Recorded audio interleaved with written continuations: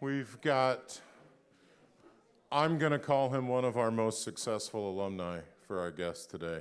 It'll be lots of fun. But before that, as always, we have announcements. Hey y'all, how's it going today? Good to hear, good to hear. Come on, you can do better than that. Yeah! Hey, listen, Cammie and her band, Wet, and my band, Gabriel Parsons, have a show this weekend, Friday, 7 o'clock at the Labyrinth.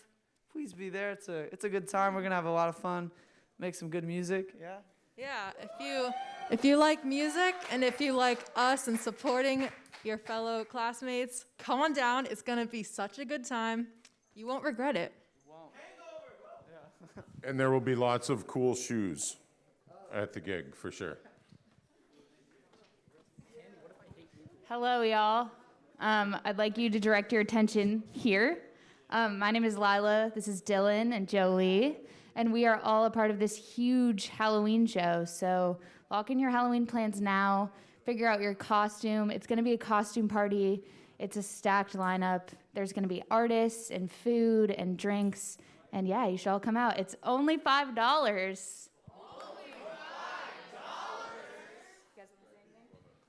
That's a great price. All right, thank you. Bring your Vax cards. Vax cards. What's up, y'all? I'm Owen. How y'all feeling? All right, so I also go by Obakey. I'm a rapper. I dropped an album over the summer that I didn't get to promote to y'all because none of y'all were here.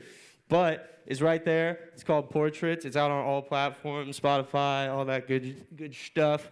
And produced by my lovely friend Wyatt Pinto up there. He's a genius. So yeah, go tune in, check that out. Whatever you listen on, go listen to Portraits by Obakey. Thank you. What's up, guys? How y'all doing? Not as good as Owen? Come on, y'all. There we go. Okay, cool. Just making sure. Guys, I'm Michael Mullins. I am 1/5 of Zeta. If you guys do not know who Zeta is, go check us out. We just put out a 9-track debut album called Hardly Alive, 2 music videos, and we have a show this Friday at Rock and Bowl. And I don't even know the cover charge, to be honest with you, but show up because it's going to be a great time and it'll be worth it no matter what. Love y'all. Notice he didn't do the just $5 thing because this is definitely not $5. It's Mark Broussard's the other bill, so probably not $5. But it'll be great, so you should go check it out. All right, so one of the things I've been trying to do on Forum is get successful alumni of the program up here to give you a chance to sort of see what some possible future paths are, to maybe have a chance to see yourself in some way in your path forward. And so today our guest is the founder, is that the right word? Yeah, is the founder of Mid-Citizen Entertainment. Please welcome Reid Martin. Don't forget to flip the switch on there. So Reid, let's get the context. When were you at Loyola? I graduated in 2009, which is... Wow, that was before I worked here. Oh my God. I know. Before we get the rest of the story, let's go ahead and get the name drops out of the way. Your firm, Mid-Citizen Entertainment, represents some people that they've maybe heard of. And plenty of people that they may have not heard of. Yeah. Drop the names. Okay, so we represent artists kind of equally in New Orleans and not in New Orleans. In town, our roster consists of Sweet Crude, Tank and the Bangas, Big Frida, and Chawa. I love how Big Frida's not first on the list. It's just whatever comes to your brain, yeah. Out of town, well, and also I should say, those are the artists that I specifically touch in town. We also manage Alfred Banks, Alexis and the Samurai, and Sax Kicks Ave, who are doing great things as well. So, out of town, I work with the Suffers from Houston. Fuck yeah. Pom Pom Squad from Brooklyn, if anybody's hip to Pom Pom Squad yet. Sin Kane from Brooklyn by way of Sudan, and Low Cut Connie from Philadelphia. So So, going back to 2009 or maybe 2005, you end up at Loyola to study music industry. And then I leave because of Katrina. So you have a lot in common with this year, right? So how do you, when you came to school, did you know that artist management was what you wanted to do? No, I thought I was wanting to be a producer. That's. I love the air quotes. Which version of producer was that? You know, I asked John Snyder, like, how'd you get into producing? He's like, man, you just start producing. I'm like, thanks. No, I'm just kidding. But like, that actually is true though. Turns out you get into artist management and just starting to manage artists. Yeah, I still like to play a little bit, but I was still trying to actively play music. So I started a band when I was at Loyola, and and then I interned at a PR firm when I was a sophomore. I got very lucky because the owner of that PR firm moved to LA. He had evacuated there for Katrina and then kind of established some business out there and decided he was going to go there full time and needed to hire somebody to help run his New Orleans office. And so instead of having to wait tables, which I wound up doing for 7 years after school, we'll get into that, I wound up working as a publicist under him when I was in college. So that was nice.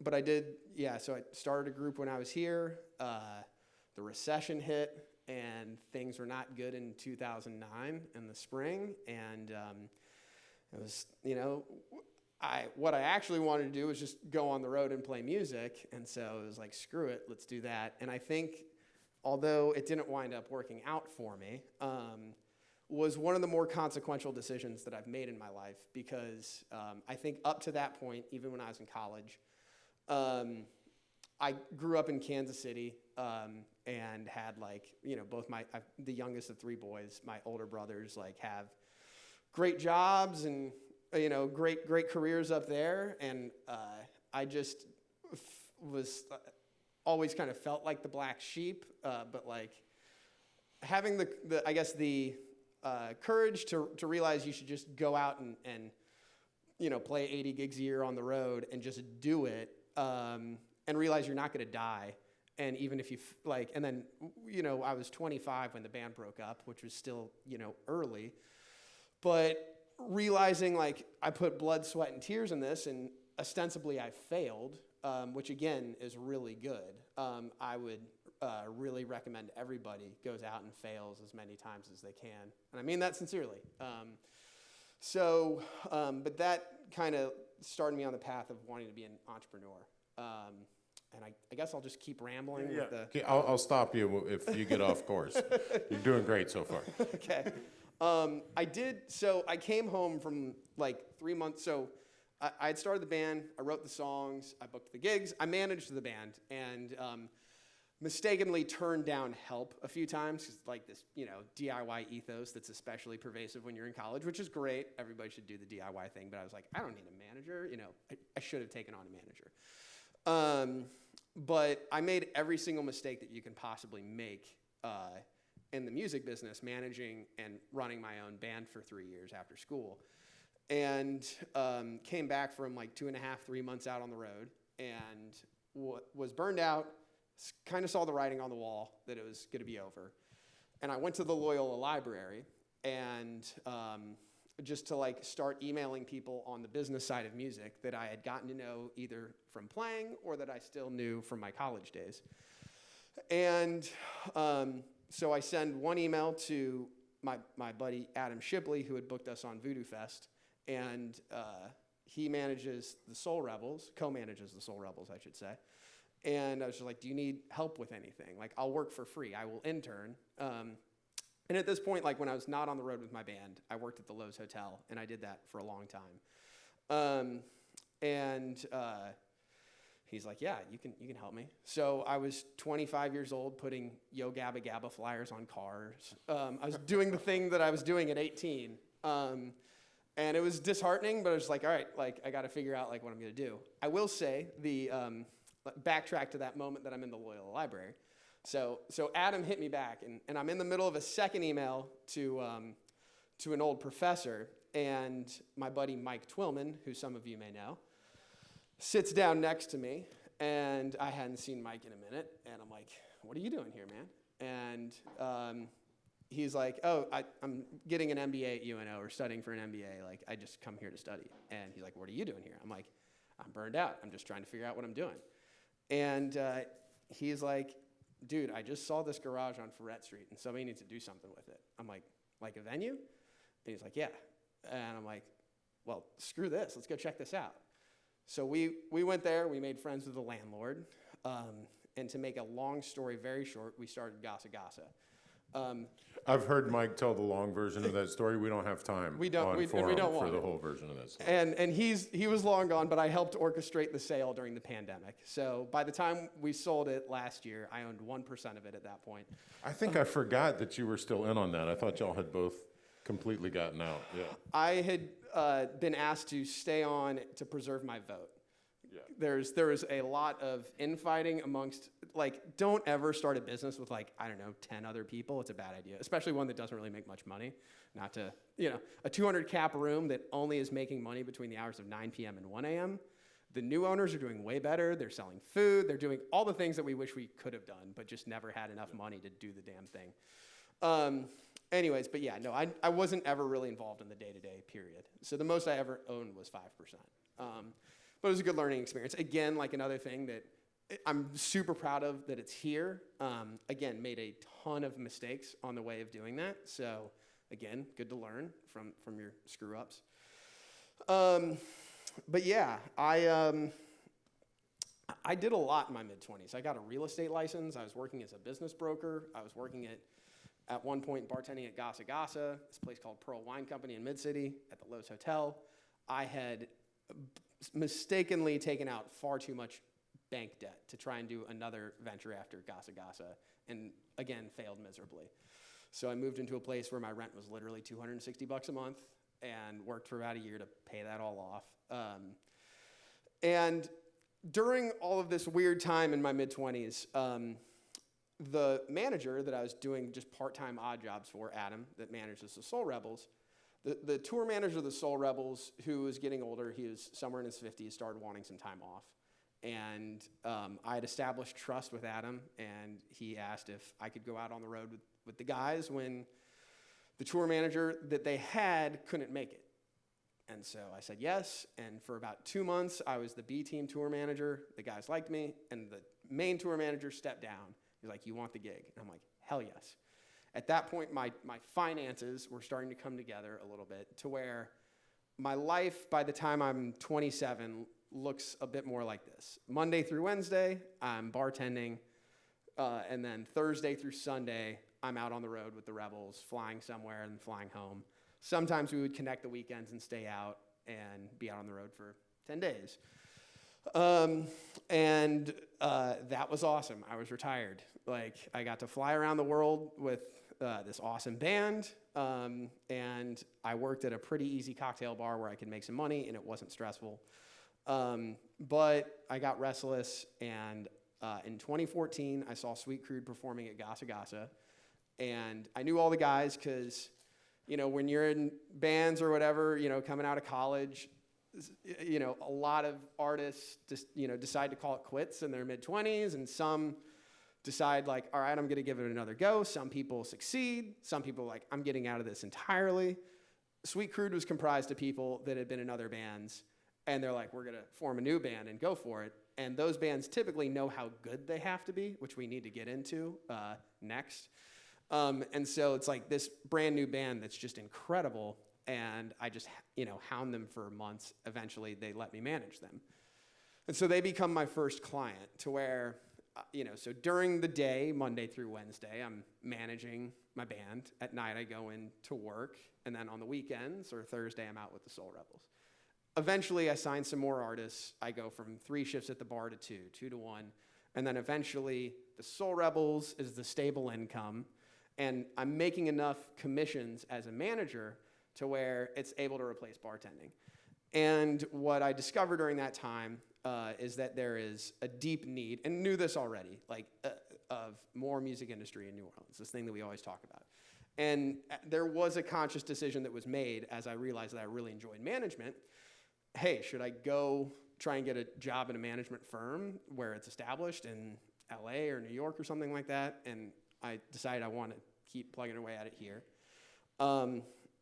I got an interview with Big Frida in April of 2015.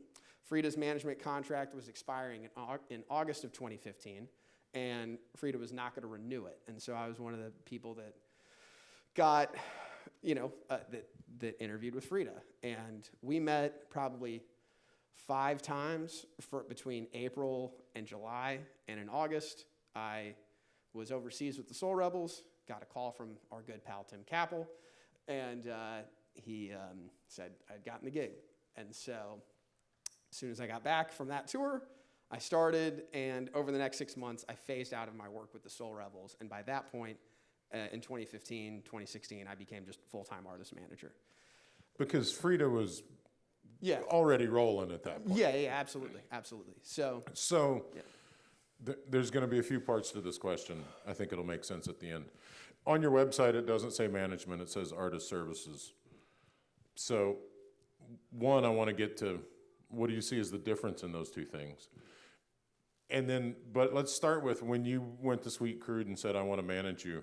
What was your understanding of what that meant at the time versus what's your understanding of what that means now? Wow, that's insightful. Okay, so what I thought it meant then was, and what I gained from working with the Soul Rebels was I got to take a peek into all these musicians basically made a living playing in the Soul Rebels. And one thing I realized, it's not that much different than doing the DIY touring thing on your own. It's just a different scale. And that's true of an arena band too. Like the stuff that I do for my artists is the same at the theater level. It's the same at the arena level. It's just different scales. And the philosophy is the same in terms of how you grow an artist. You still have to think the same way to grow an artist from playing to 50 people to playing to 500, and then from 500 to 5,000. And we can get into that too. But my understanding was, let me organize your business, because I know a lot about that now being a tour manager, and let me help you try and promote and build this band, which is so incredible. The thing that's important, I guess, in general, if there's anything that anybody takes away from this, it's that the only thing that matters in the music industry is the music. Like, the recorded, which there are two facets, like your recorded music and your live show. So like anything else we talk about from here on out, like philosophy, like how do you grow this, we're starting from the assumption that the music is fucking awesome. And that takes time to get there too. Like nobody often just like fucking awesome just right out of the gate, pardon my language. Anyways, but Sweet Crude blew me away. And as a manager, you're only as good as your artist. Like you could be the savviest person in terms of like what to do business-wise and really organized. But if you're not working with somebody that's really great, it doesn't matter. And so Sweet Crude immediately was starting to get buzz, and I got to ride on that because I'm their manager, and like they're worth the buzz. They're really good. And then I guess my understanding of like, that was such a ramble, I'm sorry. No, that's good. But so the idea, a lot of us think, I still sometimes, and I should know better, think like the manager is the person who tells me if they're available Thursday at 3:00. Right. But then there is this whole other sort of strategic thing of, as you say, growing the business versus running the business. Yeah. How did you, was the strategic thing a trial and error? Like, how'd you get good at that? Doing it myself was the best grad school I could have ever had. Because when you're out there on the road yourself, like contacting, like we did a lot of college towns, and so I'd reach out to the college paper. I'd go by the newsroom and drop off CDs. This is 2009 and 10. Remember CDs, those little shiny things? Yeah. But I'd talk. what you're trying to do every step of the way, no matter what, is maximize every single opportunity you have. So like the folks that were here talking about their gigs coming up, you know, like they booked a show. So one of the opportunities they have is to tell you all about it. But there are other things that, you know, like reaching out to local media, like what are you doing on social media? Are you dropping a song around the gig too to like help tell people what's going on? There's like, there's the hard thing about management, the hard thing about music in general, is there's an infinite possibility of things that could be happening. There's literally no end to the work. You just decide to stop working at some point. Yeah, there's, where were we? All right, how do you get Big Frida a TV show? Oh, that's less relevant here. I mean, we can go into that towards, if somebody wants to ask that later. Let me make that a simpler version. Okay, you know what? Was that a stroke of luck or was it a plan? Was it a crime of opportunity or did you try to go get a TV show? Frida was on TV when I signed Frida. Oh, really? Yeah, so since... I had my timing messed up. So since then... Bad interviewer move. We've done a few things. So like we're pitching for another TV show right now. I guess the cat will be out of the bag soon enough. We're working on starting a 3-room hotel on Frenchman Street called Hotel Frida. And it'll be a music venue, restaurant, 3 rooms. And, that's great. And so, in the kind of talking about what I just said here, so what I'm trying to do is get a reality show around that that's like Vanderpump Rules or Below Deck. Right. Where you are following the drama of the staff. Frida's the figurehead. We're trying to then expand to other cities. It's like, oh, we're going to Miami, like, you know, and then... It'll be like NCIS, but Frida's Hotel. Yeah, and so like there are...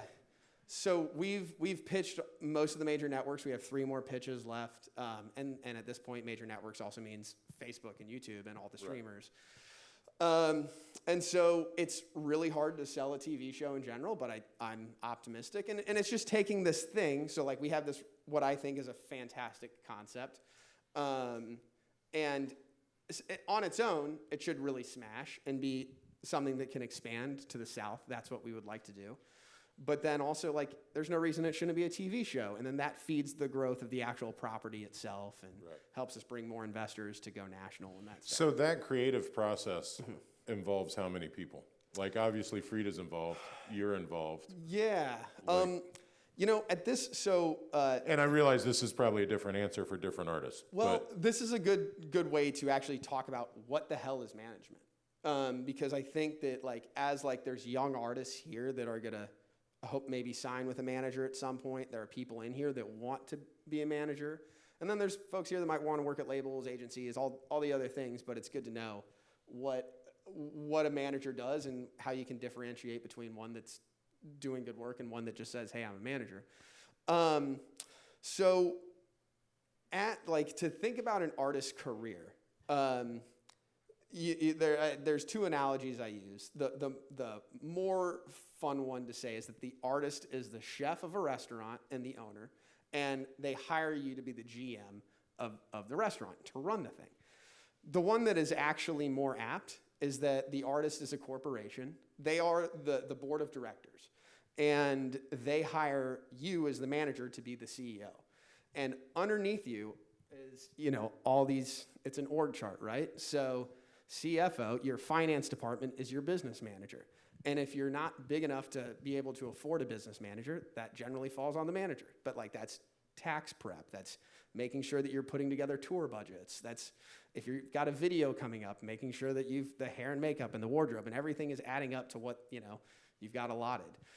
There's a marketing department, and that may be you're signed to a record label and they've got a radio team and a publicist and all these other things. You could be doing it yourself. And so you've got, yes, a radio team, a publicist. You might be doing, you know, you're on tour, there's individual promoters. All the things that you're doing to market, that's its own bucket. There's your publisher, you know, managing the copyrights. Again, if you don't have a publishing deal, if you don't have an admin, that falls on the manager to administer all those copyrights and hunt down your royalties. There's the legal department. So, you know, there's the lawyer. There's the booking agent. There's the whole booking side and just like routing tours. Again, if you're a manager managing a young artist and you don't have an agent yet, you're booking the shows. So as you start off as a manager with a young artist, all of these things that go into running an artist business fall on the manager. As you grow, you are trying to find people to join the team that can add value. They cost money, so an agent costs 10%, right? Like they're gonna charge 10% commission when they book you. You as a manager could just go out and do that and save the artist 10%. However, that agent should know all the festival buyers that are more relevant to you, how to route a tour a lot faster than you.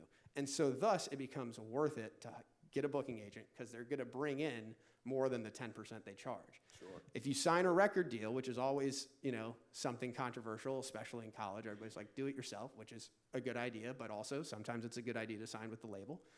That label, is going to try and build your career and make you more money. And sometimes it's good to sign a label deal because the investment that they put in and the things that they bring to the table, even though they are taking money out of the artist's pocket, the inertia of having a label and all of the marketing makes the whole pie grow so big that it was a good idea for everybody. Right. So as an artist grows and you have all of these different people on an artist staff, the manager functions as a bit of an air traffic control. Email comes in, it needs to go to this department, it needs to go there. You are essentially managing the team and reporting to the artist. So you're formulating strategy with the artist, and then that informs how you're working with the rest of the team. So the artist is like, hey, I want to put out an album next April. All right, you're thinking in your head, that means we should probably do some headline dates right behind that. Let's hit festivals right after that. So let's put out a single, way early in advance to let festivals know like what's coming, get the press warmed up. And that requires you to talk to the label about what you're doing, talk to the agent, let the lawyer know, hey, we're about to go in the studio and we're gonna have all these different agreements that we gotta button up. And so you've got, an artist has a team, and then me personally, so we have 6 people at Mid-Citizen. So even though I'm doing that across 8 artists, I have people that help me out, specifically with tour promo, day-to-day logistics. I am not, even though the email to me might come in and be like, is this such and such available at 3 p.m., I'm looping somebody else in that knows that, and I'm going out and doing something else. Like at this point, my job for the company is to try and just drive growth for the artists. That was a really long-winded answer. No, that was good though. So let's talk about the label thing, because you have artists on labels and artists not on labels. Mm-hmm. What do you see as the plus minus? Right, so like as Tank and the Bangas grew, they got a label deal that was like national label deal. But then we were talking before, Low Cut Connie, you called your success story for the year, doesn't have a label deal. Correct. Why is that the right move for each of them? Yeah, Low Cut Connie now has put out 6 albums. If y'all like, and at this point, it doesn't make sense for them. Like, they're like this niche punky rock and roll band that has all these accolades that they've built on their own, and they might as well own all that stuff at this point. Unless somebody's going to come in and pay a lot of money, we now have 6 albums that just generate passive income. So if Toyota wants to license a song for a commercial, we own both sides, not just the songwriting side, but also the mastered audio side, which is crucial. And that's a lot of money when that comes in. So it is advantageous to own your copyrights when you can. But when I inherited that band, let's just say when you sign an artist, you flirt, you're dating, and everything seems amazing. You're like, all right, let's formalize this. And then it's like, oh shit, there's like 6 figures of credit card debt. Like all the things that that they were hiding from you. No, but the point is that it's better if you can own your copyright. So at this point, I just don't know a label that could market Low Cut Connie the way we do. And I mean, he's singing the national anthem at the Giants-Rams game on Sunday and doing a thing with Bruce Springsteen the same day. And so it's like he's built his own cachet. Tank and the Bangas, the thing is, we got so much buzz in 2017 around Tiny Desk that there was a bidding war around the band. And labels were coming in and essentially wanting to overpay for this buzz. And we would have been foolish not to take it. You know, like nobody would have ever invested that much money into the band. And so have there been contentious times where Tank and the Bangas have wanted to do one thing and we're on a major label and the major label wants to do another and we fight about it? Yeah. We have gotten to a point over 2 albums where we're in a better spot with them. But you know, it is different for every band and artist. I am very much agnostic. I'm not here to say like never sign a deal, or I'm not here to say like you definitely just got a deal. There's no other way to get big. Like there is absolutely a time and place to sign a record deal. And at this point, labels are venture capitalists. They are, I mean, they've always been. That's a great way to put it, because that's really what it is now. They are banks. They will give you a certain amount of money that you may not be able to raise yourself. And not only will they give you, you know, like $70,000 to go make a record, you only need 35 grand to do it. You get to pocket 35, which you need to pay off a bunch of credit cards that you've done, you know, whatever the reason, you need the actual cash. But then they might have a staff where they're going to be paying for radio. They're going to be paying for a publicist for 6 months. They've got somebody that's pitching to all the DSPs, Spotify, Apple, all that stuff, you know, and have more connections than you in other places.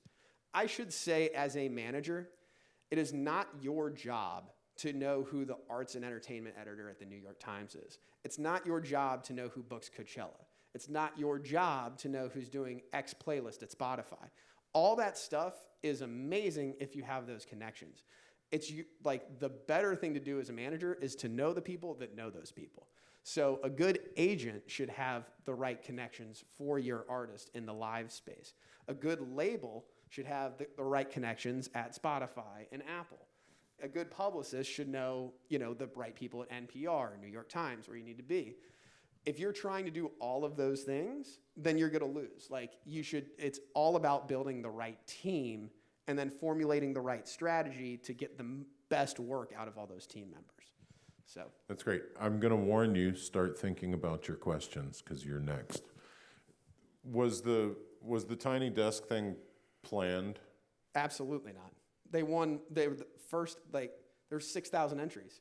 But I mean, just was it a thing of like, oh, here's a step. Let's try to get on Tiny Desk. That's a move. My business partner, Tavia, literally tricked them. She put a gig on their calendar so they would show up. Because if they said, and I've heard some people, Tank and the Bangas, one of our artists, won NPR's Tiny Desk contest in 2017, which is a content series they do. And it went viral and blew up the band. And 2 years later was one of the nominees for Best New Artist Grammy. Correct. There's a little bit of a trajectory there. Yeah, they'd been a band for 7 years before that, though, and working their ass off. So Which lines up to your 10-year rule. They violated the 10-year rule because they took off at 7.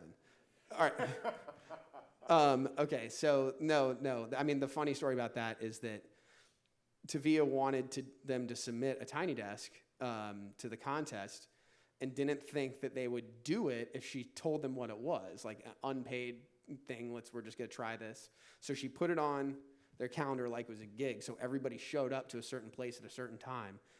And then she's like, oh, this is why we're actually here. And then they filmed it on a cell phone and won. So you get a little lucky every once in a while. But I was telling Jeff before this, if you don't get struck by lightning, which is what happened to Tank and the Bangas. So I mentioned earlier, you have to be incredible, right? So that can take a little bit of time. You might have to gig a lot. You might have to, if you're a songwriter, writing a song a week is generally the thing you got to be trying to focus on doing because you should be throwing away 60% of your tunes. Point being is once you get to that point where you're really good, it takes about a decade. Unless, something, in my experience, again, Low Cut Connie has been a band since 2011. And this year, the New Yorker named him the Pandemic Person of the Year, and really things really started to click and they're selling a lot of tickets to make Adam, who is Low Cut Connie, a living finally. After, him doing odd jobs, running up credit cards, paying off the credit cards, and it's been 10 years. He's in his early 40s. Started the band when he was 33. And so that's the other thing too. Like when you see somebody that's famous in 23, it's generally not real life.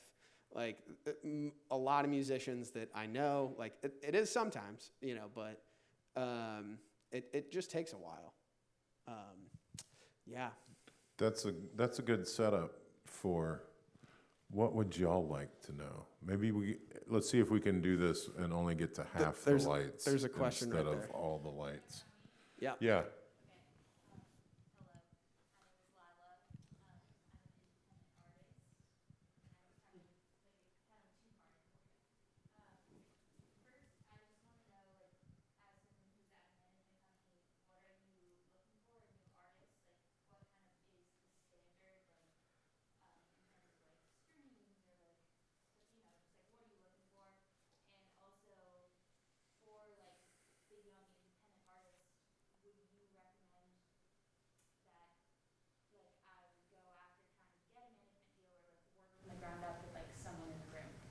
I would go with someone in the room. Yeah. That's how I started myself. Again, with a band that was my own age, and we grew together. So there are three things that a manager can bring to the table, and that is passion, connections, and capital. The only one of those that you can't replace is passion. And so, like, if there's somebody here that's like, that loves what you're doing, that's the way to go. And then, I just think that and then you literally are trying to figure out how you can take every single small opportunity that you can create and maximize that. So again, like what you're doing earlier is fantastic. What are other ways that you could be maximizing this gig? Like flyering Tulane's campus, reaching out to Gambit and Offbeat, and not getting a response. Like, you're gonna reach out to, and also, even if Offbeat does preview your show, it might add 3 people to the show. So it's not necessarily about that. It's about the impressions that you're creating. And also now you've got a quote from Offbeat saying such and such. And so when you want to go book a show in Birmingham, in your email, you get to say this thing happened. And so, but in order to get that article, you probably have to email them about 6 other gigs, and it might take a year and a half before they write about it. One tangent here, I'm going to diverge a little bit from your question, that I think is worth pointing out is the world that we exist in now is, there are 20,000 songs a week that come out on Spotify. It's complete insanity. And so what it's doing, and you guys probably talk about this, there are like the least amount of arena acts there's ever been. There's only 23 arena tours that are out, and that's not very many. There are way more club and theater acts than there ever have been. And so what you're trying to do as a manager, so like in management, you're doing 2 things, right? You're running the business, which is the unsexy stuff of taxes and advancing shows and everything else. And then there's the second part of it, which is growing the business. And all that is trying to create impressions. So whether you're doing that by playing gigs and hoping that you kill it and everybody there tells a friend, you're also getting to promote on social media around that gig. You can put out physical flyers around that gig. You're just trying to create impressions. And as you grow as an artist, you then take the bigger opportunities that start coming your way. You get to open for somebody at Tipitina's because you now can sell 300 tickets in New Orleans, and the talent buyer at Tipitina's has a national touring act coming through that needs strong local support. You get the gig. What can you do? So you're then seeing, okay, this artist is booked by this agency. Let's hit up that agent and just let them know, hey, we're opening for your act at Tipitina's. Check out our stuff. Might yield nothing, but that is literally, one of the ways how Sweet Crew got an agent. So we got it via One Eye Jacks, which is rest in peace, no longer here. It is going to be the Toulouse Theater though, starting Halloween. It's funny because I think it was the Toulouse Theater before it was One Eye Jacks. Yeah, could be.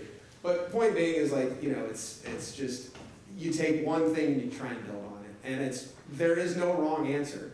There's constantly taking shots that don't hit, but you just try and figure out all the things you can do and hope that something hits, and then work and parlay that into the next thing. But to answer your question, I strongly recommend going with somebody here because, I don't know, I don't really care about metrics personally, to be honest with you. They're fleeting, but we can get into that in different time. Well, I was gonna say, if somebody just pitches you cold, I'm looking for a manager. Yeah. One, how long do you look at it before you say no? And two, what do you look at? Well, so my calculation is dramatically different than it was 6 years ago. So what I'm going to say is not the right answer necessarily. It's just where I am. So as a business owner, so I've got, I just did a couple interviews last week when I was in New York with potential day-to-day managers because I have a couple clients in New York and need somebody on the ground there. I've grown enough artists there that I can't handle it on my own.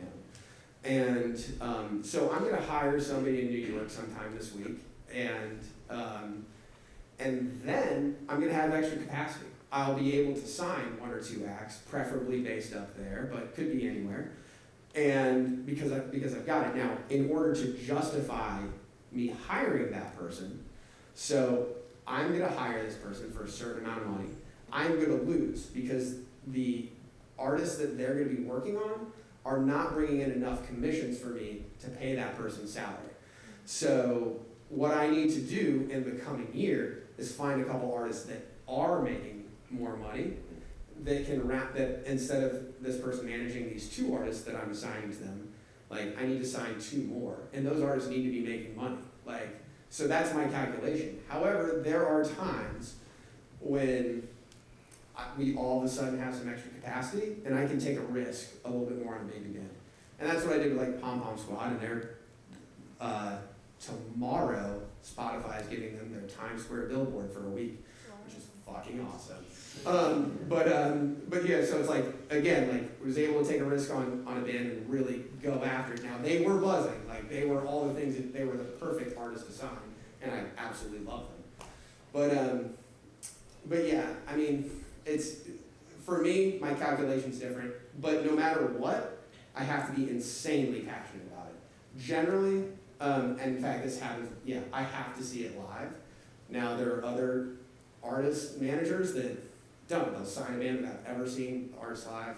Our business, which wasn't good during COVID, is very much generated, around artists that are just absolutely killer live. To me, that's where it really matters. Well, because the recording revenue is what it is, that it kind of doesn't work if there's not the live component. Yeah. I kind of wanted to ask another question in that area. So how do you feel about, like, I know like 10 years ago, people would like take raw talent and be like, oh, okay, I see potential in this, and like, oh, let me build it, like, let's cultivate. Like, how do you think that, I feel like that mindset has totally shifted in the industry. Everyone wants somebody that's already like set up and have like 10,000 followers. Like, do you think it would ever revert back, or how do you feel about that? Would you ever do that? Or? So, like, I've thought the same way too for a long time. Like, this is like, so like, I don't think it's, at some point it had to have been like what you're describing, but even like in the 90s, like when I was in college, one of our books that we read was this book, How to Get a Record Deal, by one of our professors at the time named George Howard. And it talked about like the Seattle scene in the 90s where like Nirvana and the Melvins and all of these grunge acts were coming out of. And the ethos then, whether it was in 90s hip hop, rock, still a lot of the artists that were doing it had built regional fan bases on their own, touring club to club, working on getting articles in different, and there wasn't, the internet wasn't nearly as ubiquitous, so you develop regional scenes, and you build a book of business until, somebody's like, Capitol Records came in, is like, let's go national with this thing. But you still need attraction.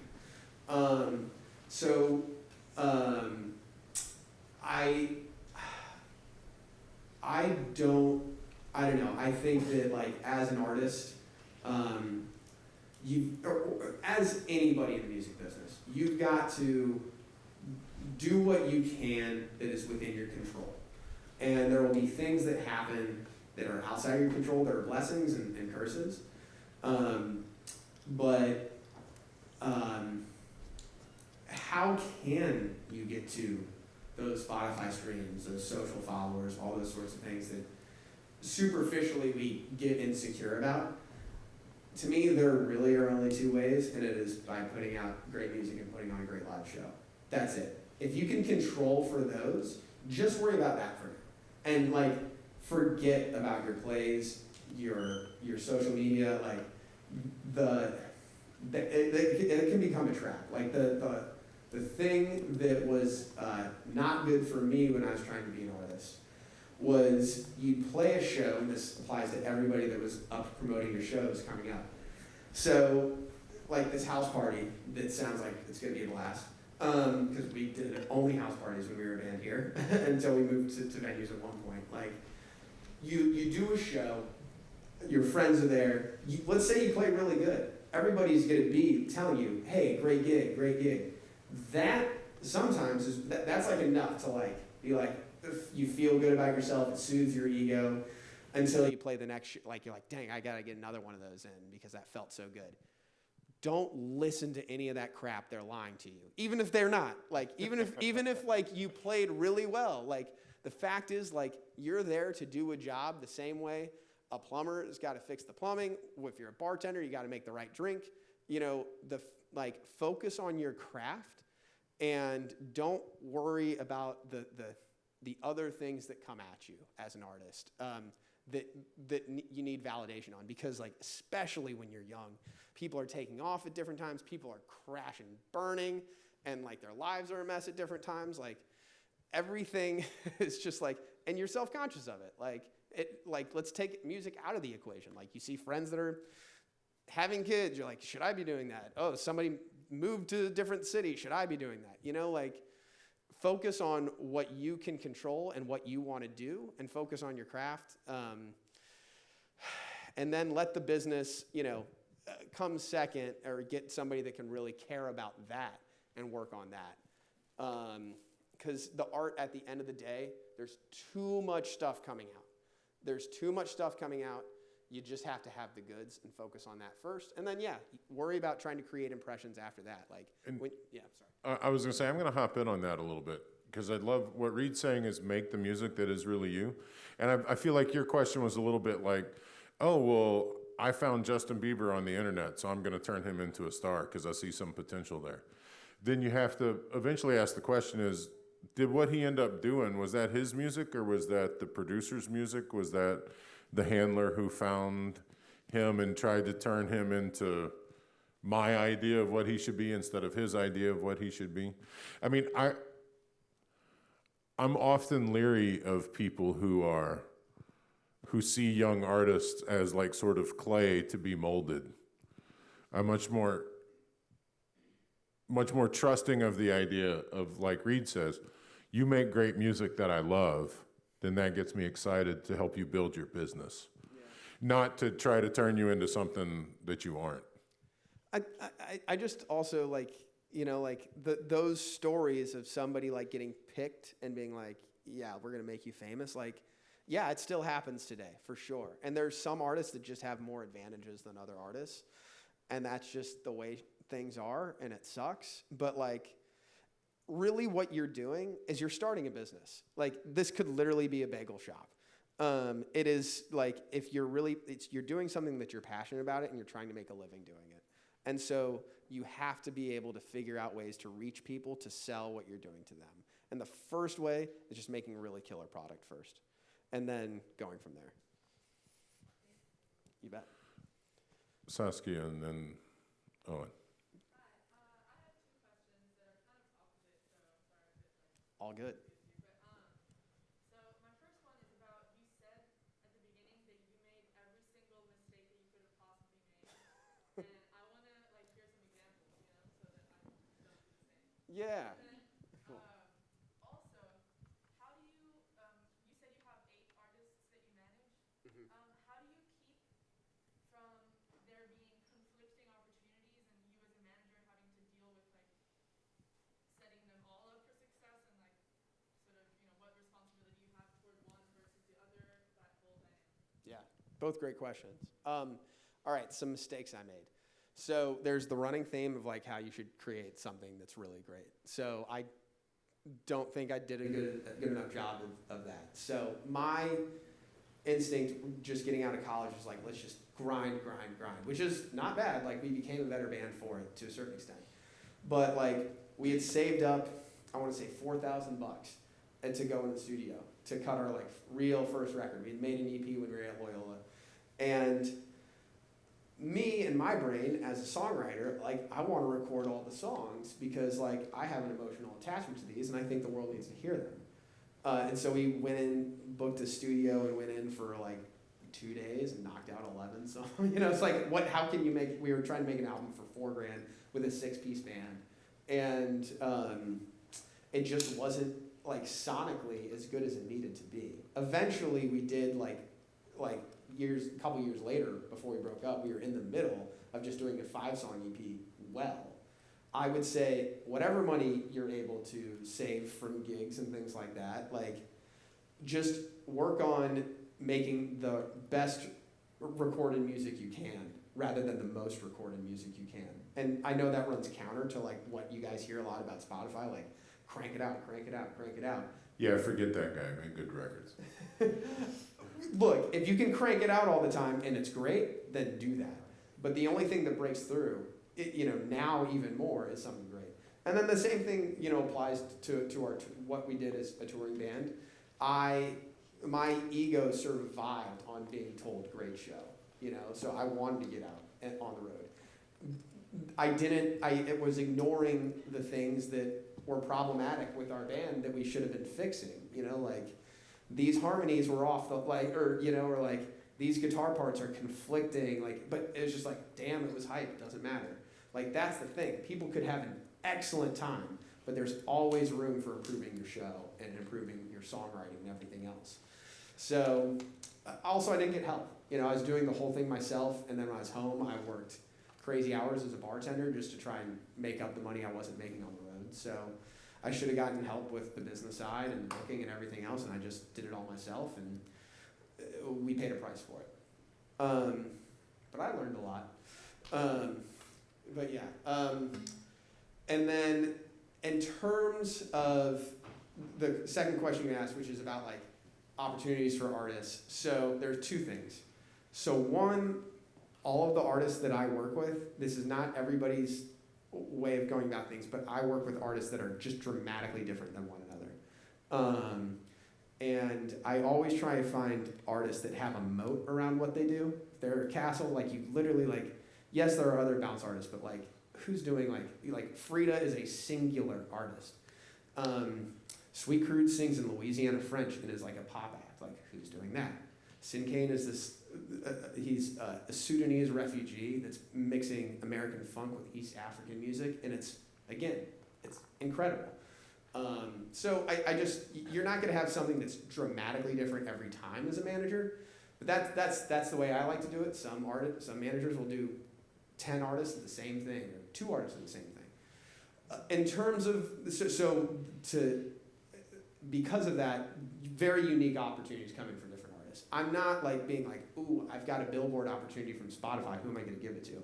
No, what's happening is a label that I'm working with is like, hey, we secured this for X artists. Like, so it's not, the bigger drag on like opportunity is like, who's getting my time, really? And so that's, as I grow a business and try and sign more artists, how can I still have that personal touch with all my acts? And that's something I'm still trying to figure out, to be honest.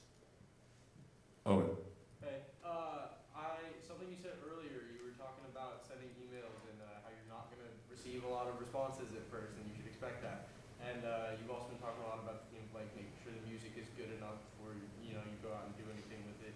Say like you made music that you believe is up to par, Yeah. and you've reached out to different entities before, like Gambit and Offbeat and Genius and all these other things, and you didn't get a lot of responses or any responses, but you think the music's there. As a manager of an artist, like what do you think is the most important aspects of making yourself appealing as an artist to those kinds of resources, like people who want to write about you and your upcoming releases and stuff like that? So much in this business comes from referrals. So if obviously you got to have the goods if somebody refers you, but like let's say you want to get an article placed, you want Complex to write about you.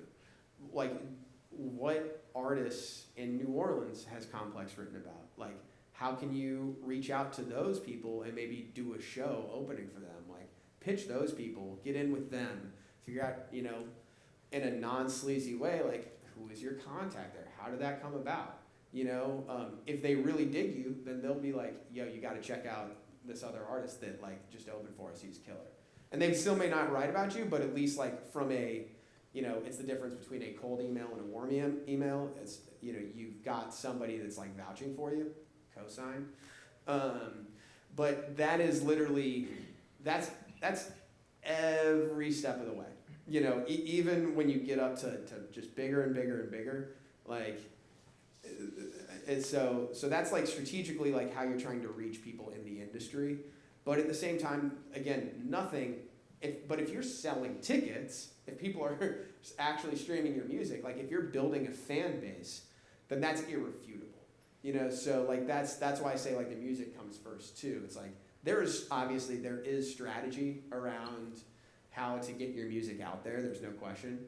But like the hard part and the part that's the most convincing is just being like, look, 300 people come out and saw us at this. Like, can we open this show in 2 months? Mr. Tipitina's man, or whatever. So that's you're just trying to take one little bit of success and parlay it into the next. But yeah, if you can build your own fan base, then that's the best thing. But try and develop other relationships with people one level below that somehow, and use those to reference the person above it. All right, we got one more, Michael. So I was just wondering if you could speak a little bit more about when you first saw Sweet Crude, maybe some of the fine details of what exactly got your attention. This is so hokey. Because the same thing happened, because I saw Loka Kani at Gasa Gasa in 2018. It was almost depressing how good it was. And I was like, damn, like I can't believe I don't manage this band. Lo and behold, I like found out that they were looking for a manager, and like that was a godsend. But like it was this almost like spiritual. It's like half spiritual. Like this is incredible because I love music. Like I'm not here to like try and make a lot of money. I'm working in music for Christ's sake. But yeah, I just was moved. I was very moved by the show and by the music, to the point where it's just like, it dawned on me. Like, I was not thinking I want to be a manager. I'm like, I have to be attached to this. Like, I want to manage this band. And then when I got into it, I more or less found my calling. Like, all of the things that I had kind of messed up prior to that, I'm like, pointed to me wanting, being good at being an artist manager, or halfway decent. And so anytime I've gone after an act in general, it's because I've been really moved. And there are times when things get pitched to me, and there are some things that I've signed that got pitched my way, but I had to have like that feeling of like, wow, this is the real deal. But yeah, like when so Loka Kani played a sold out show at Gasa Gasa in 2018. Frida was in town making a record, and we had flown in like some producers, and we had like producers in New Orleans that we worked with, and we just did like a songwriting camp for like a couple weeks.